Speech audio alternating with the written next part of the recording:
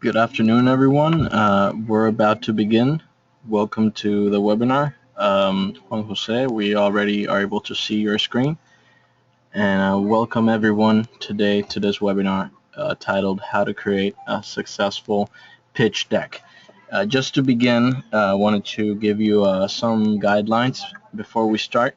The webinar will have a Q&A session towards the end, so you can write down your questions and you can either type them down on the questions tab or you can raise the hand. There's a raised hand button you can push and we'll know that you want to state your question through your microphone. So please make sure that if you choose to make your question through your microphone, make sure that it works. And if not, I will read your question from the questions tab so that Juan Jose can answer it for you. The session will be recorded, so you will be able to access the recording of the session and also access the presentation that Juan Jose will be given for us today. You will find it at the bootcamp webpage. I'll show you towards the end how to access it, but it's yabt.net/bootcamp. That will take you to the bootcamp webpage and you will be able to see the recording there. So let's talk a little bit about the session. We will review the basic components that a pitch deck must have to convey a message clearly, efficiently, and effectively. We will analyze the concepts of Guy Kawasaki, the Heath brothers, and years of accumulated experience in training and preparing entrepreneurs to present their ideas to different audiences, including investors. Now, just before we begin, I want to talk a little bit about the presenter today, Juan Jose Rosel. He's deeply convinced that through technology and entrepreneurship, everyone is able to achieve their dreams and positively impact the world. Juan Jose has a career experience in entrepreneurship, project management, teaching and consulting, and is currently working as a fellow consultant for Agora Partnerships, where he works with social impact entrepreneurs in Latin America. Juan Jose is also a fellow at the Center for Democracy and Development in the Americas, where he contributes on projects related to technology, entrepreneurship, development nexus. He is also a mentor at the network, the Guaira Colombia Network, and CESA Business School. And last but not least, an interesting fact about your presenter today is that Juan Jose is really passionate about music, a hobby that turned into a short-lived but meaningful career that earned him a Latin Grammy nomination. So without further ado, I leave you with Juan Jose Rosa. Juan Jose, you have the word. Thank you very much for being with us. Thank you, Jose, again for that wonderful presentation and for giving me a chance of being with this wonderful audience this afternoon. Hello, everyone. I'm very excited to be here, spending some time trying to walk you through what makes a successful pitch. And I want to thank you all for taking the time, for being present, for joining us in this presentation. I know that sometimes we have a lot of things going on in our day, so thank you for just taking the time, and hopefully you'll be able to gain something out of this 1 hour or 45 minutes or so that we'll be speaking. So I want to share with you all that this is my first webinar in English, so I'm going to be a bit nervous about this one, but hopefully you'll bear with me and you'll give me some chance to settle in, and to get the pace of this presentation, because I've been usually doing this in Spanish. It's going to be the first time that I'll be doing it in English, so hopefully we'll be able to put it together and hopefully it'll be clear. And if not, please raise your hand or let us know through the microphone so we can go over the concepts again. So okay, so again, thank everyone for being here. So the purpose of this webinar is for you to be able to get a basic understanding on how of which concepts you need to include or consider when building your pitch deck and presenting it to potential investors or prospective clients or people that you're looking to partner with, and so on and so forth. So what I'm doing here is that I'm building on my experience. I'm taking from other people's experiences and knowledge, and putting together a presentation that tries to combine basically theory with practice, so you'll be able to understand, to get a better idea of how this works in practice. So I know that Jose already mentioned a brief introduction by myself, but I wanted to maybe complement that a bit. I'm a Colombian. I'm from Colombia. I'm 33 years old.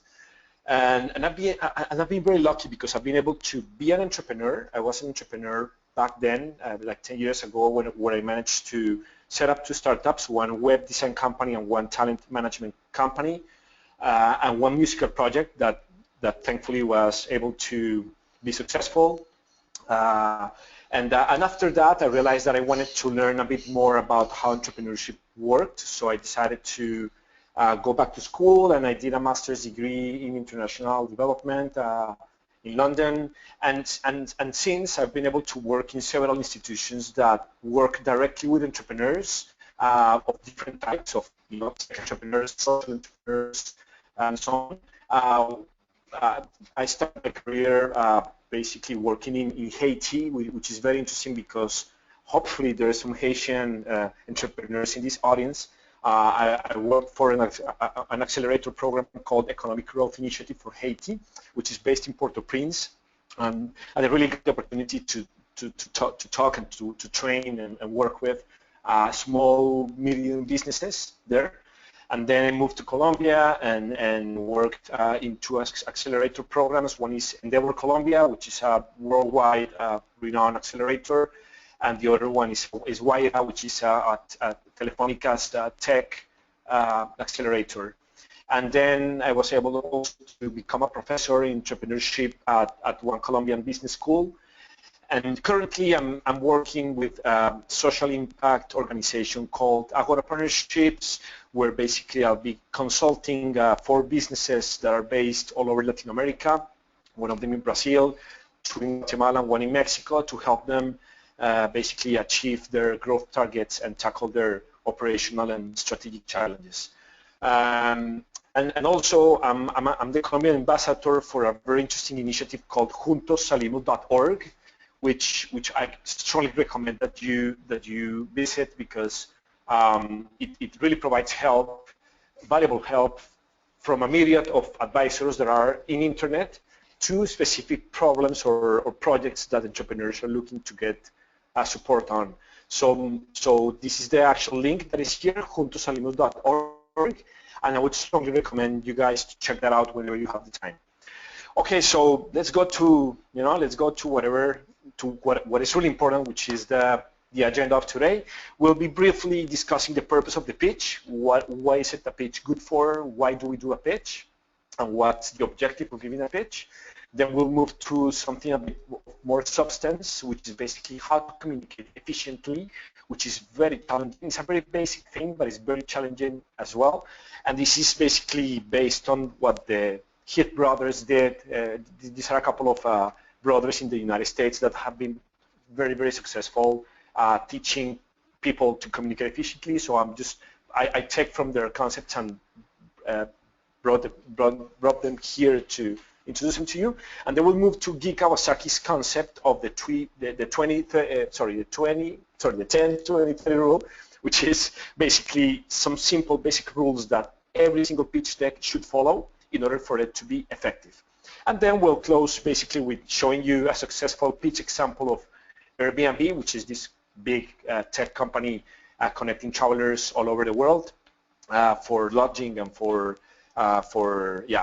basically housing purposes. So we'll see how they actually present the company to investors and to people. So we hopefully are able to wrap the whole thing up and close with some practical examples and Q&A. So if you agree with this agenda, let's move on then. So the purpose of the pitch. The first concept that I want to introduce is this concept of the top of the iceberg, which I'm sure most of you probably have heard of.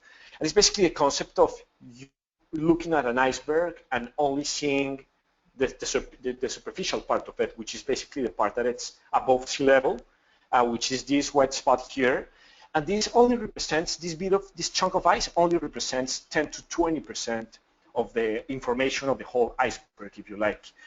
It's very beautiful, it's very clear, and you can see basically how the iceberg looks like from the surface, right? But what you don't know is that what really moves this iceberg around is basically the forces that comprise it underneath the water, which is basically 80 to 90% of the mass that actually comprises the iceberg, and it's below sea level. And this is what you don't see, but you'll be interested in seeing it if you get enough interest of the first 10 to 20%, right? So using this analogy, that's exactly what a pitch deck should work. That's how a pitch deck should work. You should be able to present your company in 10 minutes, just 10 or 20% of the whole information, hopefully with the purpose of capturing attention from our audience and generating a second meeting. That's the main objective of a pitch deck is to show only what matters of our company, which is 10 to 20%, which is this part of the iceberg. Hopefully, so our audience will be able to, to want us to show them more about our company, which is the remainder 80 to 90% of the company. So in the first meeting, you should be able to introduce your startup basic information. So in subsequent meetings, you basically take an in-depth immersion into the startup, hopefully to present financials, to present, an actual product, to basically take the people to make a tour in your company, whatever, But the most important objective in a pitch is to actually get that second meeting going, because you were able to get enough interest. So moving on, if we agree that this is the objective of a pitch, then we need to be very efficient communicating, 10 to 20% information to get this interest that we're looking for, right, from our audience. So we need to communicate very efficiently, and this is where the Heath Brothers checklist kicks in, because it's a really interesting concept. However, before that, I wanted to share with you a really interesting story of how urban legends are born. Because what's interesting about urban legends, that everybody remembers them and everybody's able to tell them, and they're so common. If you speak about the kidney thieves urban legend, chances are a lot of people have heard of this, regardless of whether they are from Colombia or from Asia or from Africa or the States. So there's something about these stories that makes them, massive, that a lot of people are able to understand them very quickly. So very briefly, I'm gonna share with you the story of the kidney thieves in the case you're not familiar with that. So because then we're gonna analyze the story to understand how and why it is communicating efficiently. So this man, it comes into a bar. Or the story goes like this. So this man comes into a bar, and suddenly a very good-looking woman approaches him at the bar and basically offers him a drink. And of course, you will not deny a drink to a very good-looking woman, right? So this guy accepts, and suddenly he loses his memory, and the last thing he remembers is getting a sip of that drink. And suddenly he wakes up in a hotel,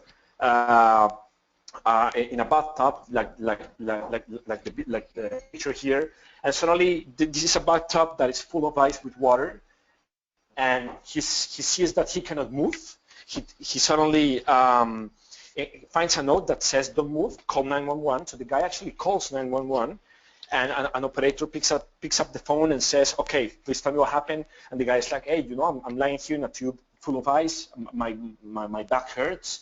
I cannot move. What's going on?"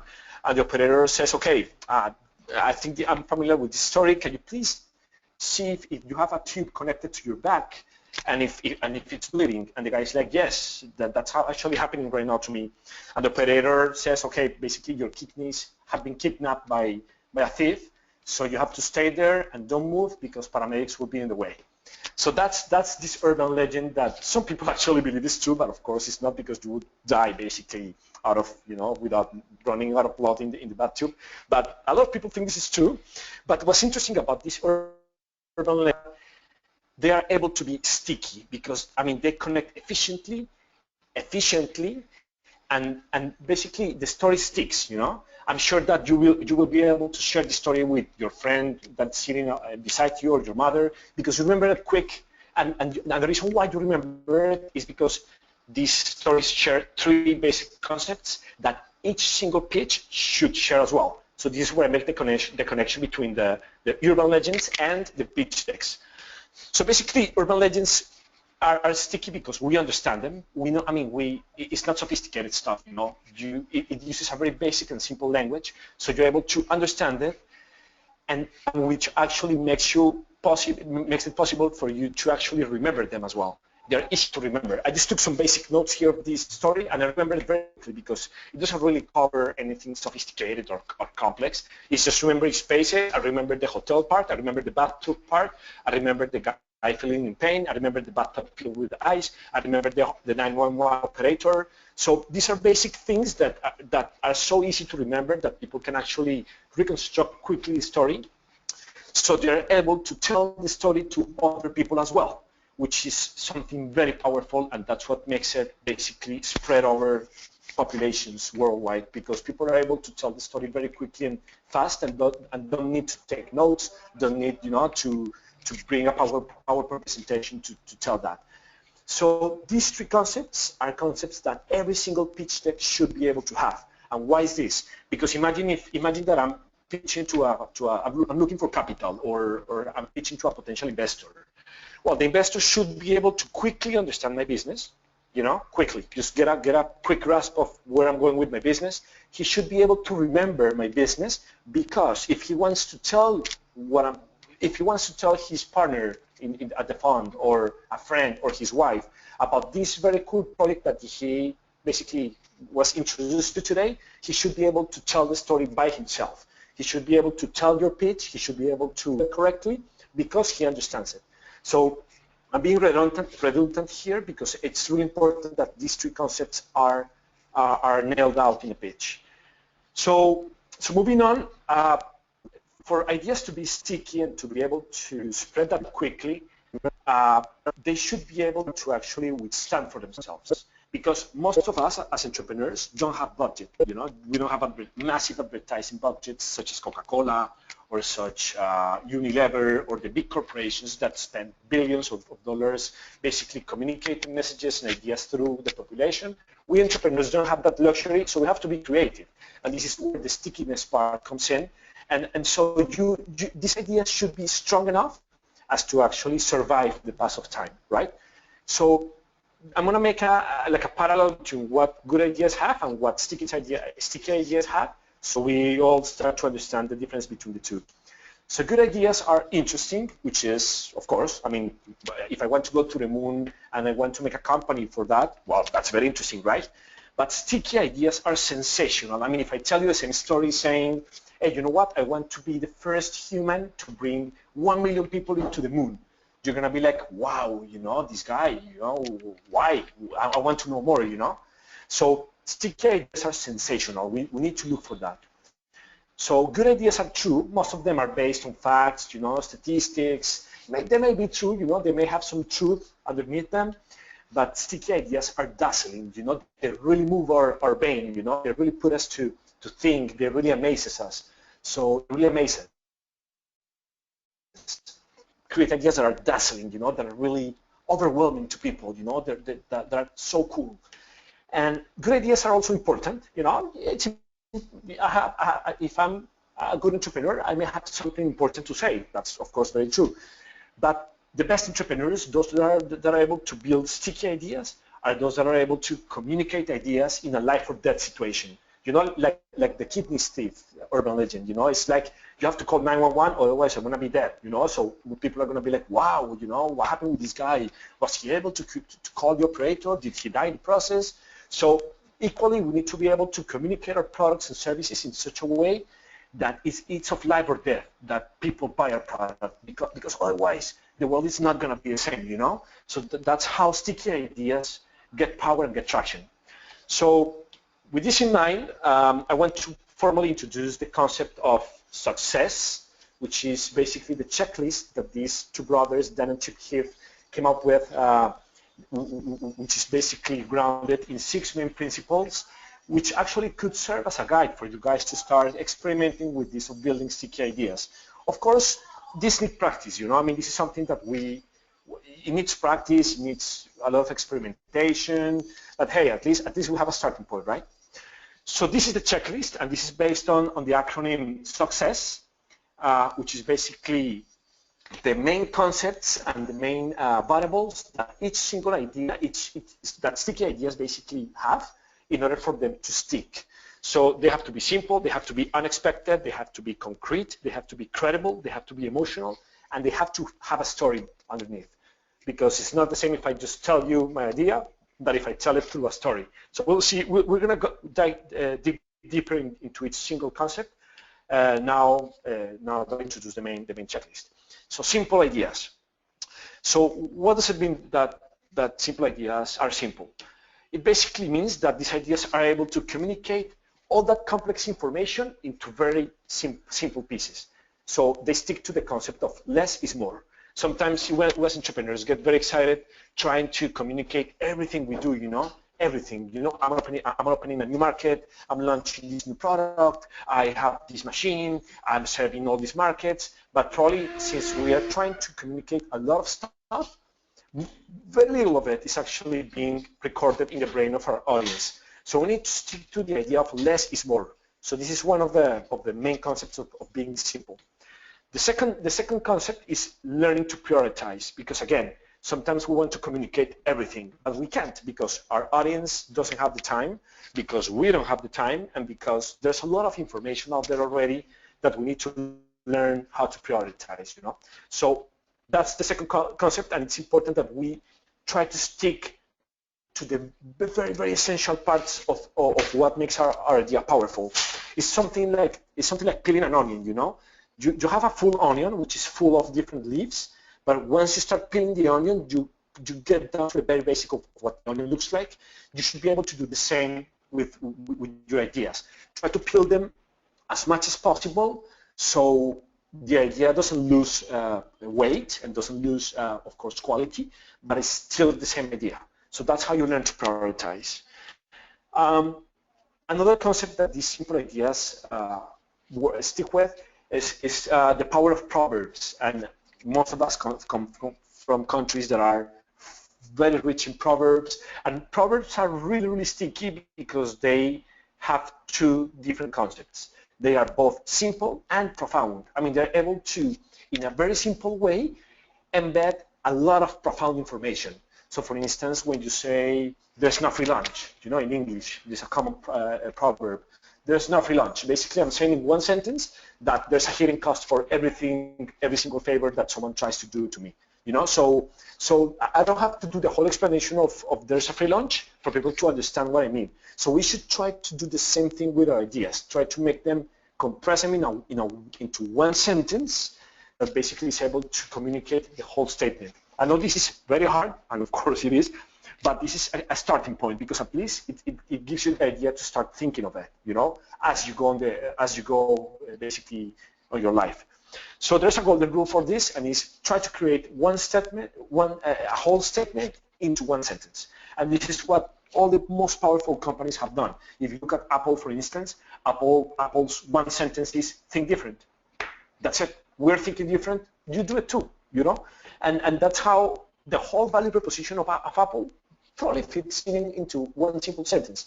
So, I mean, of course, Apple has been able to communicate this idea for a long, long time. I mean, of course, that's the case. But at least they managed to be very powerful in the communication message because they stick to one sentence. So we should try, that's what simple means, and we should try to stick to that. So that's simple. So whenever we design an idea, we should be able to check if it's simple or not, and pass it through this checklist, you know? So the second concept is unexpected. And what does it mean to be unexpected? Unexpected means that ideas should be able to defy people's expectations, because our brains are wired in such a way that we try to spend the less amount of energy possible trying to process information. Why? Because there's a lot of information out there that if you try to process it bit by bit, you're going to be exhausted, you know, by the end of the day. So the brain has come up with this very interesting way of basically finding patterns. into different myriads of sets of information.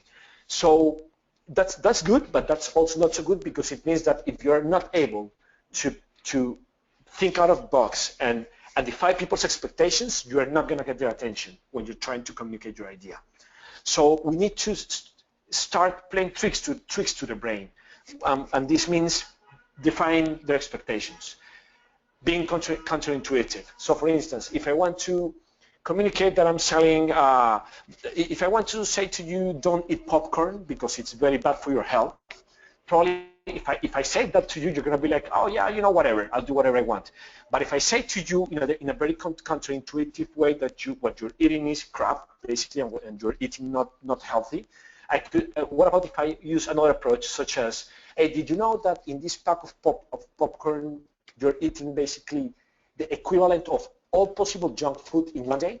Like if you had, you know, Big Mac for breakfast, afternoon lunch, and dinner, like if you had a couple of smoothies, like if you had chocolate, like if you had Doritos, all it's in that pack of popcorn that you're eating. So people are gonna be like, wow, I'm basically eating a lot of crap, you know, in a very, very graphic way. They're gonna try to see, okay, I'm eating not so healthy, so I'm gonna try to eat now healthier maybe.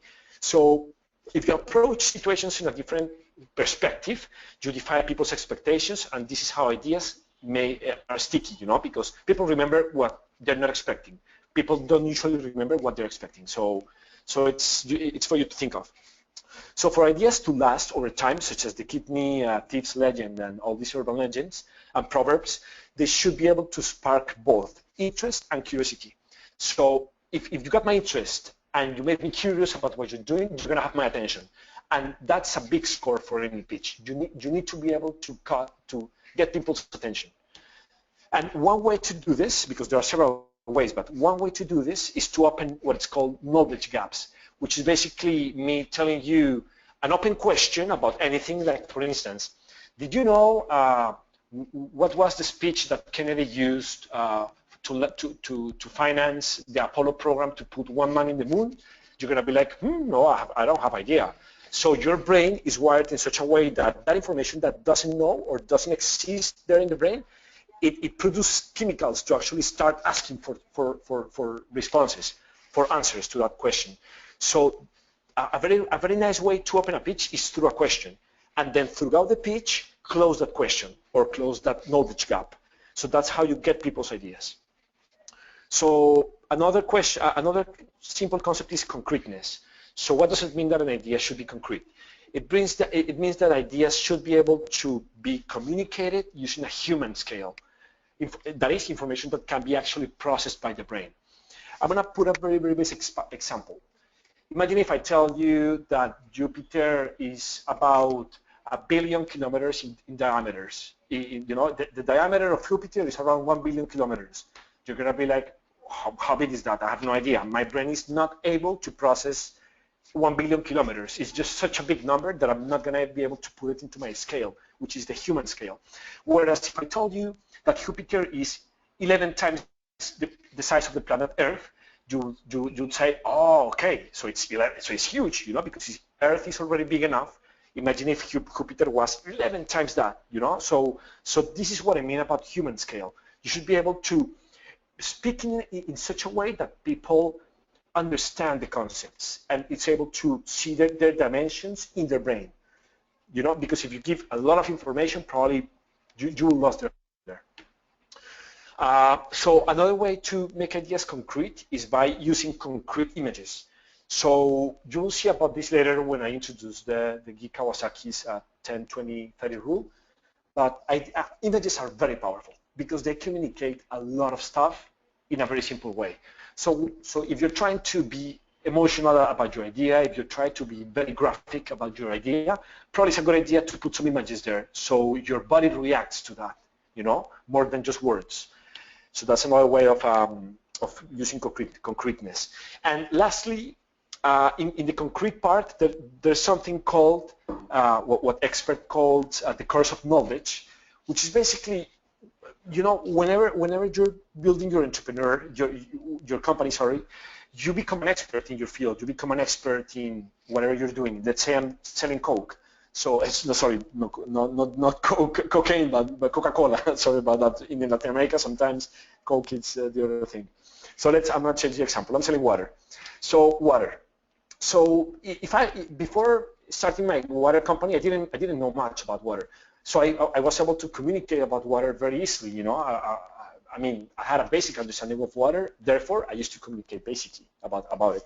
However, the more experts we become in our fields, the more we fall into the trap of the curse of knowledge, which is basically not knowing too much. When you know too much, you become very sophisticated because your brain has a lot of information, a whole library of information in its head, in its power.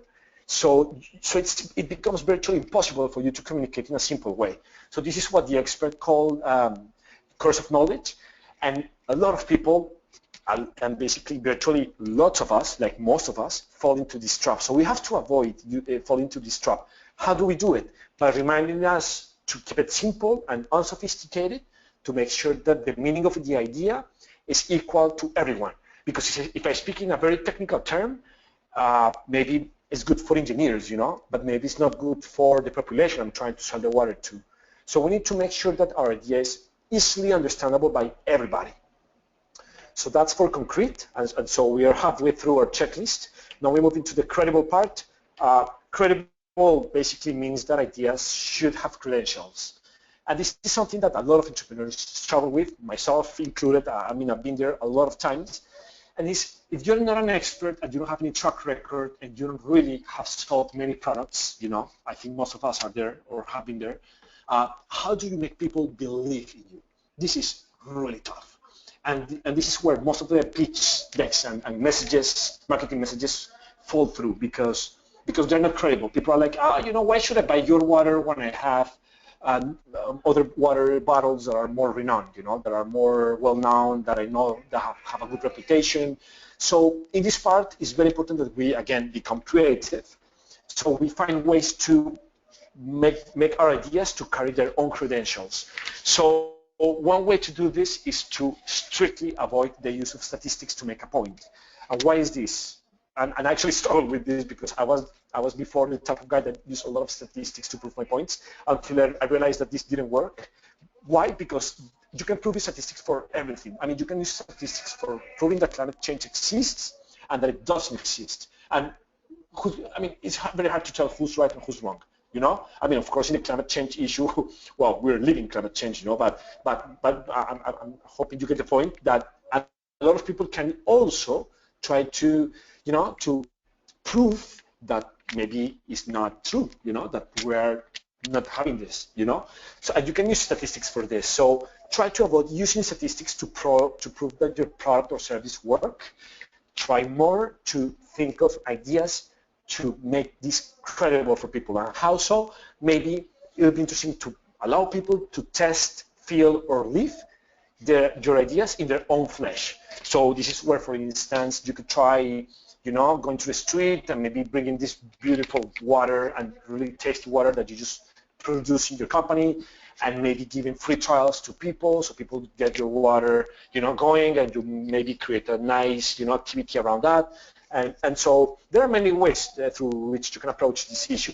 But the important part is that try to avoid statistics and try to come up with ideas that are more creative. So people try this by themselves and say, okay, I believe this guy, Another way of approaching this issue is maybe through using people that are already experts in the field and bringing them into your communications team. So have a celebrity, this is something that companies do a lot, like try to get a celebrity to try the product and say, hey, this works. And of course, you need sometimes a lot of money to that. So to do that, so probably it's not a very good example for our case because we're small entrepreneurs. So we need to be creative about this, okay? So that's credible. Now we go to emotional, which is the fifth concept. Emotional means basically as it feels. It's self-explanatory. It's basically you need to touch the heart. You need to touch people's hearts. Otherwise, you're not going to get their attention. If you want people to care, they need to feel. You should be able to make them feel any type of emotion. For instance, Donald Trump in his campaign in the United States, he's making people feel a lot of emotions, good and bad, and that's why he has become so popular, and that's why he gets so much media access for free, because people are starting to feel, what he's saying. Latinos are becoming, worried and angry about his messages, but maybe the local United States people some of them are saying, hey, yes, this guy's right, So his message is being to go through because it's a very emotional message. So we need to bring this into our businesses as well. We need to communicate. We need to make people care about why our product is important for their lives, basically. And how do you do this? By generating empathy and connection. I mean, why am I selling you a bottle of water? Because I care about your health. Because you are better hydrated through my water than through drinking tap water, for instance. And that's actually very true in the type of countries that we come from. In Colombia, Trinidad, Haiti. There's a lot of, people care about people's nutrition, so that's why they come up with these water and products, healthy products. So we need to connect with them and honestly make them believe that we care. Because our brains are wired to feel empathy for people, not for abstract things. If I tell you that I'm bringing this very, very cool, sophisticated water from the mountains, and it contains a very, very rich set of nutrients and hydrogen and oxygen, people will be, oh man, I'm not seeing the picture. I mean, I don't really connect with that. But if I tell them that I'm bringing basically the most fresh water that you'll be able to find on Earth, people will be like, oh, wow, I mean, I can see that, fresh water, I can feel it, I can taste it. So we need to be able to communicate our message in such a way that it's not abstract, but actually connects with the feelings of people. And this is basically what I've been saying, RDS must about. And again, this is not the entrepreneurship and whatever we do in life, basically, being serving in an NGO or working as an entrepreneur. It's not about ourselves. It's about people. It's about the world. It's about making the world a better place. It's about bringing it's about bringing a nice a nice bottle of water. It's about them. They're the ones that care, and so we should be able to make this message, collective. It's not about, oh, I want to be the best entrepreneur ever, and I need your money in your pockets because I need it. No, it's not about me. It's about you being able to buy my product because you need it, because you're going to benefit from it. Okay. So this is very important, and this goes in the emotional part. And last but not least, I'm going to go into the story one, which is, according to the Heath brothers, this is the most important one, and because it covers most of these concepts that we've been going through: simple, unexpected, concrete, credible, and emotional. So let's take a look at the story. So the power of stories. Do you believe the discourse of Martin Luther King? The I believe discourse of how civil rights should be adopted in the States. Basically, he didn't come and he didn't start preaching about how the Congress should start doing this, otherwise we would go there and burn them, or create a revolution. He didn't say this, He didn't threaten them. He didn't come up with statistics. He didn't come up with data. He didn't do this. He just tried to tell his dream to people. I believe. And he used to tell his stories of where he was young and how he grew up, and the power of stories, because chances are people connect with that story, because most of us have gone through same situations all over the place. I mean, Martin Luther King was a great speaker, and the reason why he was such a good speaker is because he was a great storyteller. And great storytellers are usually great leaders, because they're able to put their messages through the audience. And this is where the power of stories comes in. So we need to how does this apply to a pitch deck? Because we only have 10 to 20 minutes to communicate an idea through a pitch deck. So when communicating ideas through a pitch deck, people should feel they're experiencing a trip. People should feel that if you're telling them that you are bringing this bottle from a very fresh, natural source of water, probably you should tell them about how it feels to be in that mountain. You should tell them, you can feel the cold, feel the breeze, and translate them there, transport them there into that spot, so people feel that they are actually in the mountain and they're actually seeing the clean water and they're tasting it, and then it's in your bottle, So try to put people into some sort of flight simulator, like a mental flight simulator. If you're selling a car, tell them how it feels to be in that car. Give them a ride. If you're trying to sell, like healthy chicken, organic chicken, try telling them how you actually come up with the farm, the type of air that you can breathe there. So people, I'm just giving ideas. This is not has to be that way, but this is how people actually engage with your idea through a story, not through statistics, not through abstract or technical concepts, through stories. And again, this is not about us. This is not about us. If you look at the TED Talks, or if you look to politicians even, I'm not very good friends with politicians, but if you look at politicians, you'll see that they're excellent storytellers, because they are all the time speaking about what the people need, although underneath probably is not what they actually want, but okay, you get the point, I guess. So they're speaking about what you need. It's not what I need, it's what you need. So it's not about us. It's very important that we keep this in mind. So just to close on this chapter, this is the checklist that you should use whenever you're constructing a communications material, being it a press release, being it a pitch deck, being it one-pager for your company, a PowerPoint presentation, an elevator pitch, whatever it be. Try to get it through this simple checklist that you can actually find in the internet as well. We'll share this presentation with you as well, so you get all these materials. But try to do this, and we'll actually do a practical example of this later on. But it's very important that this checklist it's clear to everybody. So now we're going to move into the Guy Kawasaki rule of basically what each single pitch deck should have in order for it to communicate efficiently. So first of all, who's Guy Kawasaki? Guy Kawasaki is the former chief evangelist for Apple, and he's been author of 13 books on innovation, social media, communications, and entrepreneurship.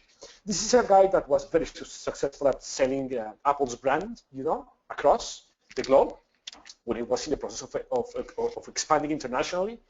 And so when he quit Apple, he just dedicated his life into try to understand what were the concepts behind Apple's brand strength, if you like. So one of them is the pitch deck, of course, because you need to communicate your business in a very short amount of time. And since our topic is about pitch deck, we're going to focus onto that. And basically, what Kawasaki suggests is that a successful pitch or an effective pitch should not contain more than 10 slides, shouldn't last longer than 20 minutes, and shouldn't use text that is about below 30 points. So, and of course, this is it's an important decision that I should make now, and this is for presenting pitch, for a pitch that is designed for you to present to an audience. Because if you're sending the pitch to investors or to people through a PDF or a PowerPoint, of course you need to include more text.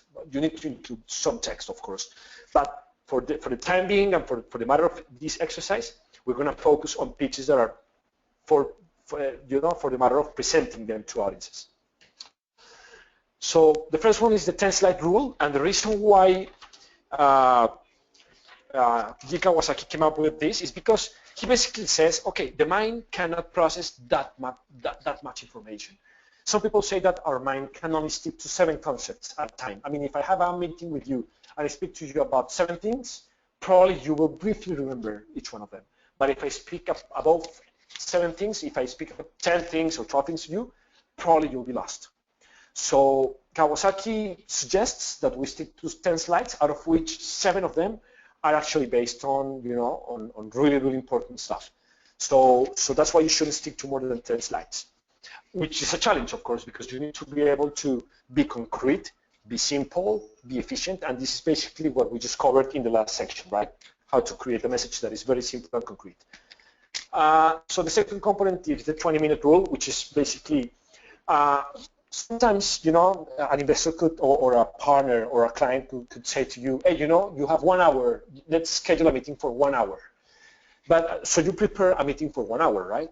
But when you get there, probably you see that the guy's late, you know, that he's 15 minutes late, that he's in a run, so he will only give you 10 minutes or 15 minutes for you to talk.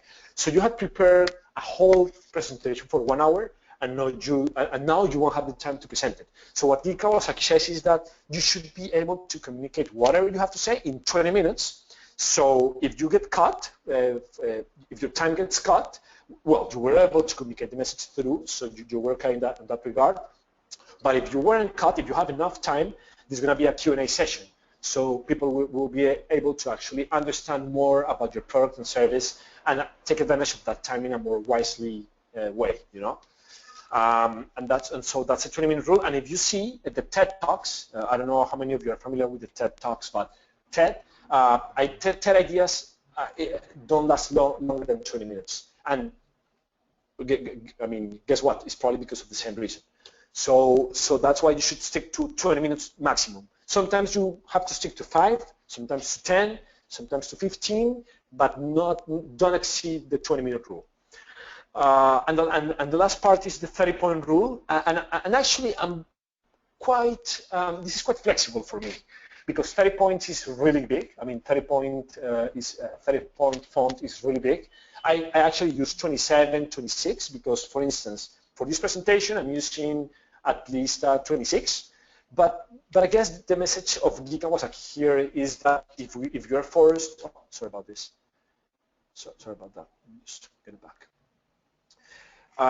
If you're forced to stick to a 30-point rule, it means that you're forcing yourself to be very concise in your sentences and the text you put into your PowerPoint. So I think it's an important rule to bear in mind, just because of that. It forces you, it pulls you into a string, into a, how do you call this? Basically it constrains your capacity of putting information into a single slide. So now we're going to move into the 10 main sections that every single pitch should follow. And this is really important, and probably you'd like to take some notes here, or if not, we'll just send you over the presentation.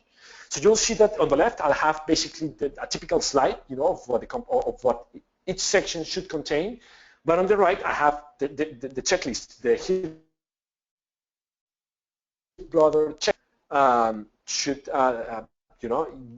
be used for you evaluating whether your slide is simple. And I'm suggesting here some concepts that should be that should contain this slide. Hopefully that's clear. So the title slide, I mean, this is the first slide, that of course you have to include. And the basic stuff that has to go in here is basically you have to provide your company's name, you have to provide who you are, your title in the company, what's company address, what's your email, and what's a basic mobile number. This is, I mean, I'm not going to spend too much time here because it's very obvious. You can put your logo, of course, you can put whatever, whatever you want. But the important thing is that it sticks to be simple and concrete. Not too much stuff here, be very, go straight to the point. So the second slide that every single pitch should contain is basically a description of the problem or opportunity space. It's basically describing the pain you're alleviating or the pleasure you're providing. What problem did you envisage or did you perceive in the market, and what's your solution to that, basically. So in this slide, you can see to the right that I actually put some 4 principles here.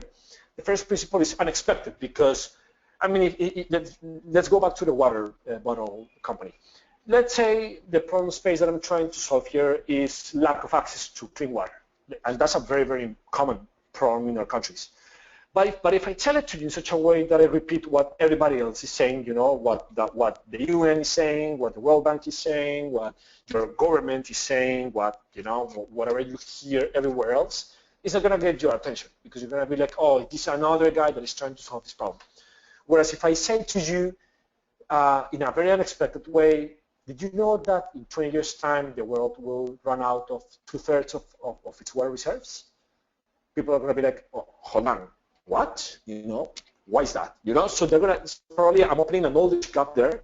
So people will try to close because that's how we work, our brains work.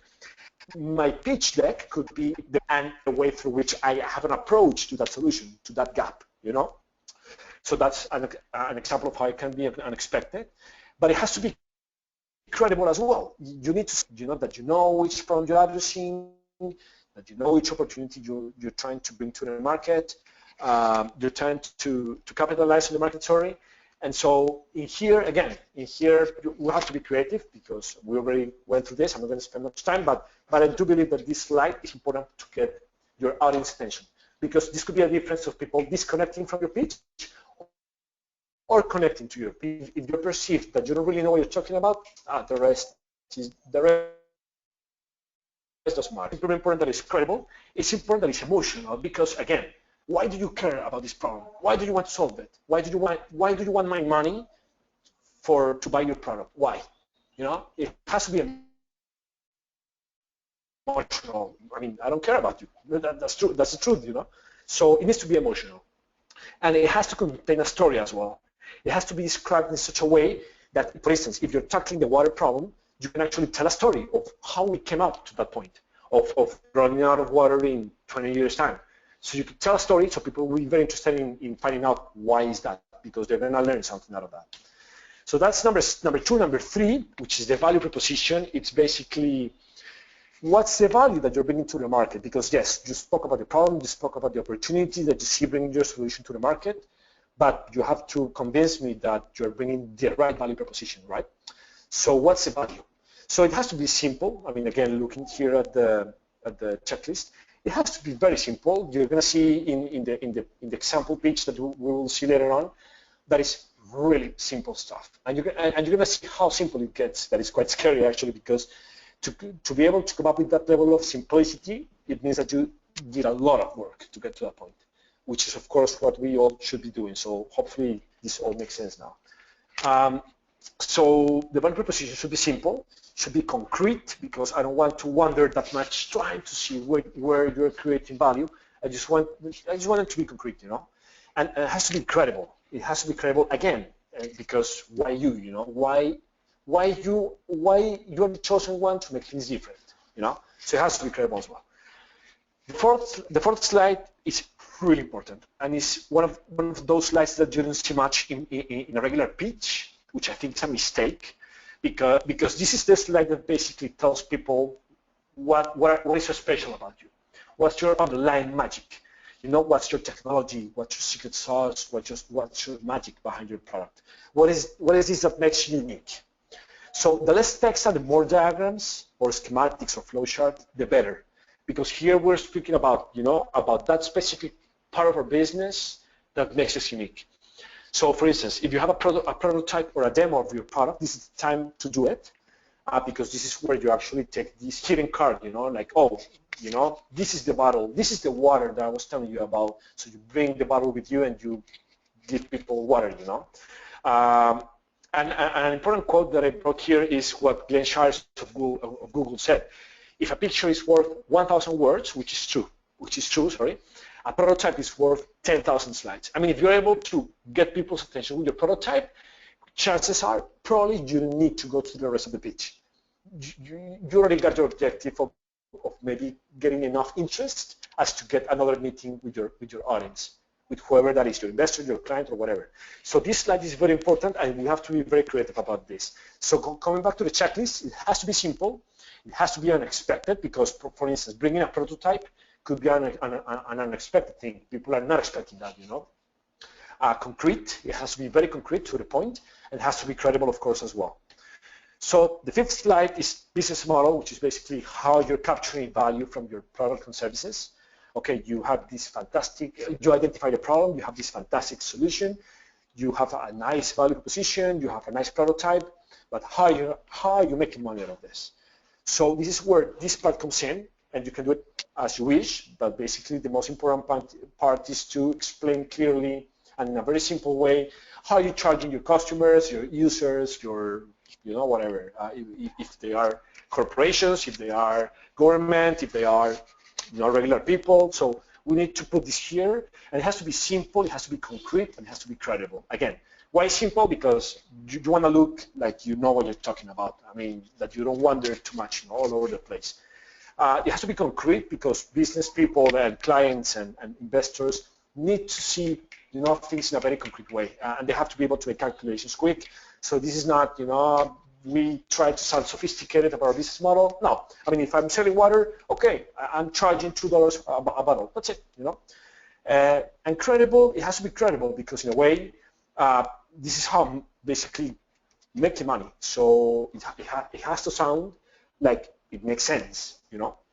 So this is the fifth slide. The sixth slide is the go-to-market plan, which is basically explaining how you're planning to reach your customer and engage him with your value proposition. This is a really important part because it's basically, okay, I have all this, but my plan is the following. I mean, to get from point A to point B, I need to do this, this, this, and this. And this is really important because this is something that a lot of people will look and say, okay, this guy knows what he's talking about, or he doesn't really have a plan, so he needs to put some work on that. So this is a very important slide, and basically it should contain simplicity. It should be, simple and concrete. Those two will usually go hand by hand. It has to be credible because it has to sound realistic. You are not saying, I'm launching 3 water treatment plants, one in Africa, one in China, and the one in Colombia in the next year. That sounds unrealistic. We need to sound realistic enough. So this is where the credible part comes in. We need to understand what we're doing and not over-promise and underachieve. Try to stick to the reality of things. And actually, you can walk people through a story. So for instance, if I'm doing the water company, the water bottle company, and I want to raise $1 million to buy a new plant, for instance. So I could probably say, okay, investors, look, my first stage is basically building the plant. So imagine that we're visiting these suppliers, we're visiting these different people, and basically you explore the different providers. I don't know, use a story of how supplier story of how your relationship has been with each one of them, and then you go to the second part, which is building the plant, and you can actually tell through a story how you managed to build your previous plant in a very efficient way. So the third part would be launching the plant, so you can actually present through a story how you're planning a launching event. I don't know, I'm just throwing ideas, but bottom line, what I'm trying to do here is to bring this slide in a very vivid way, in a very vivid manner, in a very dynamic manner, not so static, so people get a bit bored, So competitive analysis is basically you providing a complete view of the competitive landscape, making sure you know where you stand vis-a-vis your competitors, and this is also a very important part, and a very important slide because investors, people want to see even if you're unique in what you're doing, you should be able to have a nice benchmark of how people are doing similar stuff to you. And this is where this comes in. It has to be simple, concrete, and credible. The eighth slide should be management team. And basically, this is describing who's behind your team, who are the key players on your team, your board of advisors, if you have one, board of directors, if you have one as well, who are your investors, if you have received investment. And this is also a very important part because this also helps people believe in your product and your capabilities of actually delivering your plan. So this has to be simple, concrete, and credible as well. The ninth slide is financial projections and key metrics, which is basically you being able to project a 3-year forecast containing not only money, because money of course is important, but also key metrics such as number of customers, conversion rates, or number of, I don't know, metrics that are very relevant to your business. And here in this particular slide, bottom-up forecasts are recommended. So projections are very important because they have to be simple, concrete. Sorry that this is in Spanish. I don't know why it didn't translate. Simple, concrete. They have to be credible because this is how you're projecting your business over time. But it has to also contain a story behind it. You can actually tell people how you're planning to reach customers, entering one market first, another market after that, and so on and so forth. So just not just throwing out numbers, but trying to connect that through a story. And last but not least, the 10th slide that a pitch deck should have is basically what's my current picture, where I'm standing right now, what accomplishments I have to date, what's the timeline, for my near term, and how am I use the funds in the case I'm fundraising. If I'm looking for money, I need to be very clear about how am I going to use the funds. And as you can see, that slide could have a lot of stuff. Could be simple, concrete, credible, emotive, and emotional, and could contain a story. Because of course, I mean, it depends on how you want to approach this slide, because it can be very broad, it can be very specific. So it's really up to you. So I told you that I was going to introduce you to a successful pitch, just to wrap everything up. And I hope all this has been useful so far. But let's try to see how this actually relates and I want to try to be very quick here because I'm seeing that we're running out of time. So this is Airbnb's initial pitch deck. Hopefully most of you guys are familiar with Airbnb. Airbnb is one of the biggest tech companies right now with a valuation of around $20 billion. And why they were able to reach this valuation so quick? Because they were able to spread very wide, very rapidly across markets. And this was one of their first pitches where they were actually looking for initial money.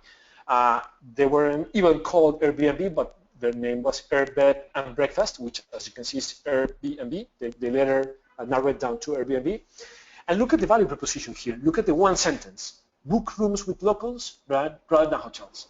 Isn't that just simple enough and powerful enough? Just do it with hotels, do it with local people. That's our value proposition. You don't have to go that deep, You just have to come with that sentence that connects the dots. So that's the first slide, which is basically a title. The second slide is basically what's the problem. Remember, that's the second part. So they're basically in three simple ways telling why price is important, is an important concern to customers, what's happening with hotels right now, how disconnected they are from the city and its culture, and that basically there's no easy way to book a room if it's not through a hotel. So that's a problem, very simple and concrete. What's the solution we have? So the solution is a web platform where users can rent out their space to host travelers to save money, make money, and share cultures. So if you can see, he already combined solution and value proposition in one slide, because he's saying what his product look like, which is a web platform, but he's also telling people what's the value of using that platform. You're going to save money, you're going to make money if you host, and you're going to share your culture, okay? So the fourth slide, which is market validation, is basically a slide covering, I don't know if you can see this clearly, but it basically says what's the track to date, how have we got here? So they just basically said that they have registered this many users, and these people are temporarily offering their rooms. So in a very simple way, they're showing investors their achievements so far. And I actually stopped here to make one parenthesis, and you don't have to strictly follow the order of slides. You can actually play with them around depending on how you want to craft your story. But as you can see, Airbnb used number 10 section number 10, which is achievements to date. They use it as section number 4. So as you can see, then they went into the market size, which is basically how big is the opportunity. So okay, so it's basically three very basic figures here, and they came up with a product, which is basically, okay, this is an actual picture of how the product looks like. So basically just some snapshots, which this could be the underlying magic slide, okay, this is what we came up with. This is unique. You don't see anything like this on the web. The business model, which is how you're making money. So they basically say that they're charging for an average fee and the potential revenue stream that will create. Here they're basically saying what benchmark, sorry, this is the go-to-market plan. This is how they're going to take on their market. So they're going to do events, they're going to do partnerships, and they're going to do Craigslist, which is one of the main online advertising platforms in the States to reach their audience.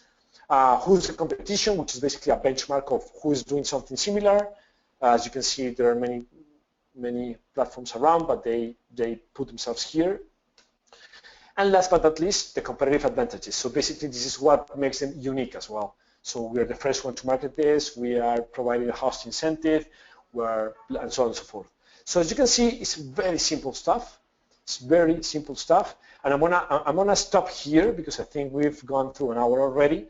and probably if Jose and the staff is with me and agrees, probably we can open it up to questions now. Perfect. Thank you so much, Juan Jose, for a great presentation. And as Juan Jose said, the floor is now open to questions. So I encourage you to type down your question. There's a tab specifically for questions. You can type it down there, and I will read it to Juan Jose. So you can go ahead and start doing that right now. Or if you have a working microphone, you can push the raise hands button and I can open your microphone for you.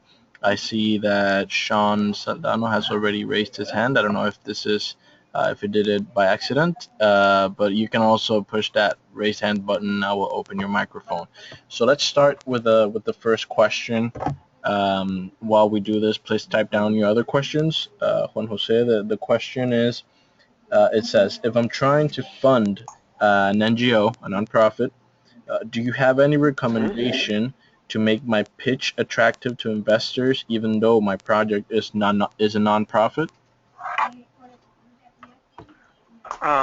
Yes, and actually, thank you for that question because it's a question that comes up often while doing these type of workshops. I mean, these principles that I was able to present today are universal principles, are principles that should apply for companies, for projects, internal projects within corporations or even NGOs. You just have to adapt the overall structure to it. Maybe the part that doesn't apply as much is the part of Guy Kawasaki, like the 10 slides of the pitch, because probably, I mean, of course, this is more related to startups, but I could probably find a resource to that. However, I would encourage you to, I mean, to answer your question, I would encourage you to go through the principles. Each time you're trying to craft a message for your NGO and you're trying to come up with a pitch or a PowerPoint presentation or a one-pager or any sample material of what you guys do, basically, I would try to pass it through the checklist to see if it's simple, if it's concrete, if it's credible, if it's emotional, if it contains a story, if it's unexpected, because these principles apply overall to any type of communication message that you want to put through to an audience. Maybe the part that could be worth of readapting could be the part of the actual section of the pitch. However, I would stick to the 10-minute rule, the rule, basically the 10, 20, 30 rule, because regardless of what your pitch contains inside the pitch, like the actual information, it should stick to the 10-slide rule, no more than 20 minutes, using 30-point fonts. But thank you for the question, because I think it's now you give me ideas of how probably I could include a resource in this presentation on where to look for sample slides of pitch decks that have been used by successful NGOs and I'm sure in the internet there are probably some examples.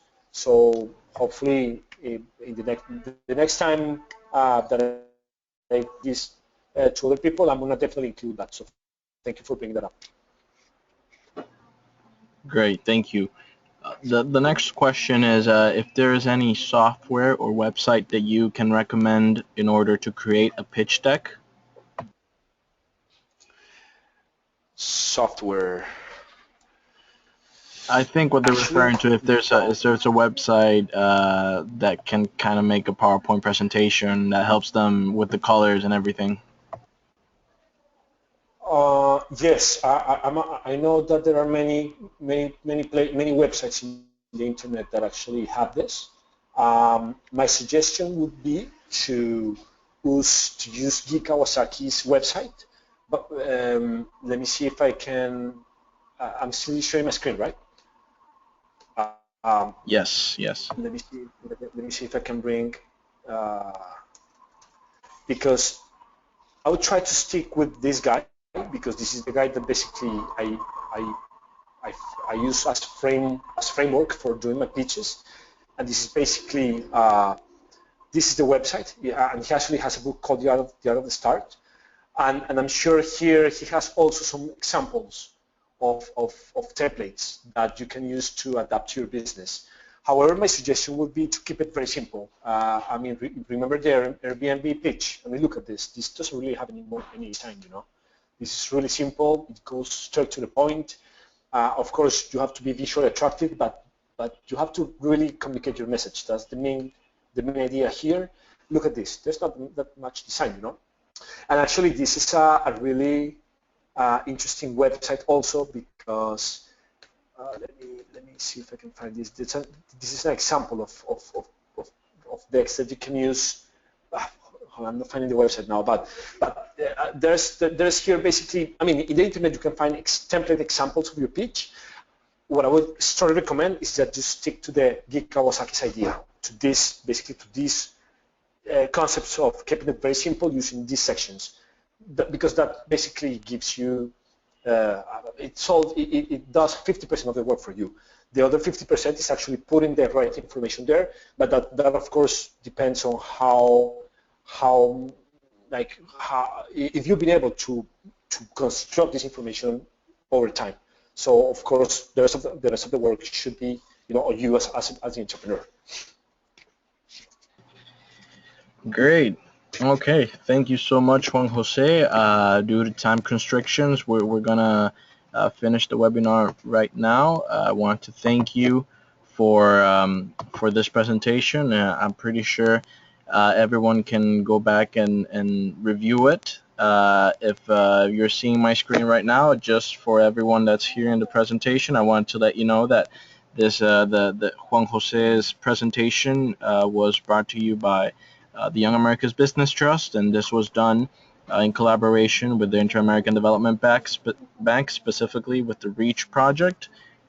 Just to give you a little bit more of information, you can go to the reachcompetition.net website. This is the one that I'm showing on my screen right now.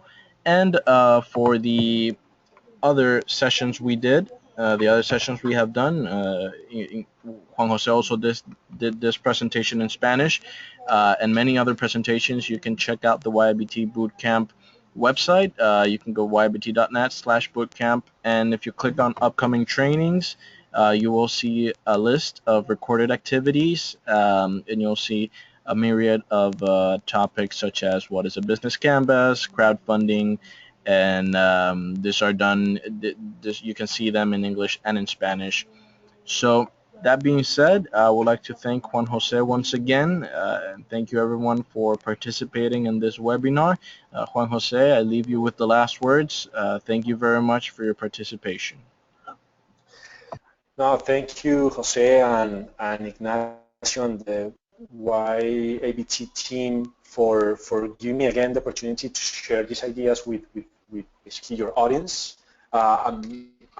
I hope that this was useful and helpful for you all. Hopefully, I know that this is a lot of like complex and difficult subjects to cover in 1 hour, but at least hopefully you're able to explore these concepts in more detail, to use the internet as a very rich resource to finding examples, to finding in YouTube you can find very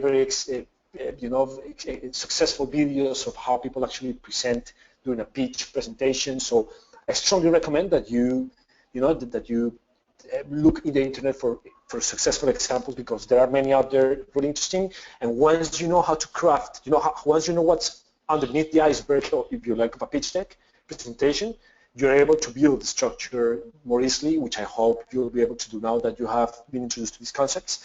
And basically that's it. Maybe just I would add one more thing to the first question that I was asked, if I may, just 1 minute. And for people that are working with NGOs and in the social business sector overall, I would just say, appeal to your emotions, because you guys are trying to make the world better, and so your message should be able to communicate that.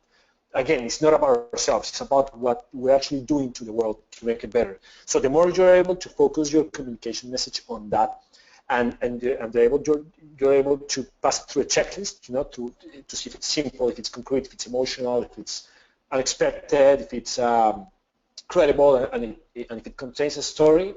I'm pretty sure and positive that you'll do a good job, because the Hip Brothers have done an amazing job building this framework for us. It's out there, to be able to, is for us to implement that through our messages. So thank you all for your valuable time. I really appreciate taking the time to be connected for 1 hour, and it's a lot of time. So hopefully I will be able to see each other again, and my contact details were in the first slide of the presentation in case you want to reach out and ask further questions. I'm more than happy to help. So thank you again to the Charles team and to Ignacio and Jose again. Thanks a lot. Thank you, Juan Jose. Once again, Juan Jose Rosel from Agora Partnerships. Thank you, everyone, for attending, and we'll see you again some other time. Goodbye. Thank you. Bye.